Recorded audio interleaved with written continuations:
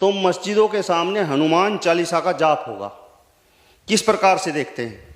देखिए प्रियवर, मैं आपको बता दूं कि हिंदू को कभी भी लाउड स्पीकर में अजान होने से तकलीफ नहीं हुई है, और अगर होती तो अब से पहले यह मुद्दा होता। अब यह तकलीफ हुई है राज ठाकरे साहब को।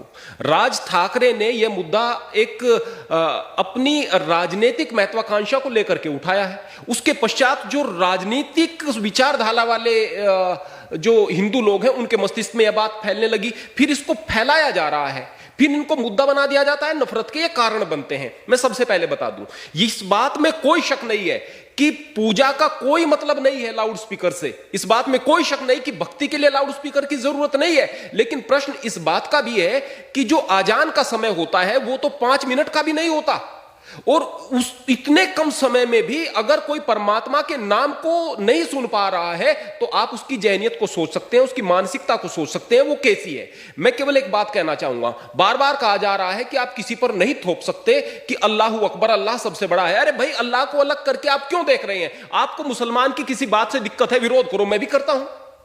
आपको अगर इस बात से दिक्कत है कि मुसलमान हथियार जल्दी क्यों उठा लेते हैं, मैं भी कहूंगा।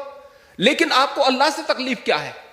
अब वही अल्लाह है, वही ईश्वर है, वही खुदा है, वही रब है, वही गॉड है, वही तो है। अगर किसी के मन में परमात्मा के प्रति प्रेम होगा तो वह अल्लाह से भी प्रेम करेगा। अल्लाह के नाम से भी अगर कहेंगे अल्लाह सबसे बड़ा है तो उसको लगेगा कि मेरा मालिक सबसे बड़ा है। इस बात को कहा जा रहा है। जिसके दिमाग में हर वक्त यह बात बैठी रहती है कि वो मालिक सबसे बड़ा है, वो आदमी गुनाह नहीं कर सकता। जब आदमी मैं को केंद्र में रख करके कोई काम करता है ना, उसके बाद गुनाह करता है, उसके बाद पाप बढ़ते हैं। तो वास्तव में आजान में कोई दिक्कत नहीं है, वास्तव में उस लाउड स्पीकर में कोई दिक्कत नहीं है। दिक्कत यह राजनीतिक लोगों को हो रही है, और राजनीतिकीकरण करके इस तरह के मुद्दों को नफरत फैलाने का काम किया जा रहा है। और फिर मैं बात बताना चाहता हूं, यदि आम जनता आम सहमति से इस बात के लिए तैयार होती है कि ये लाउड स्पीकर हटा देने चाहिए, तो मैं अपने मंदिर से शुरुआत करता हूं, मैं अपने पहले हटा दूंगा।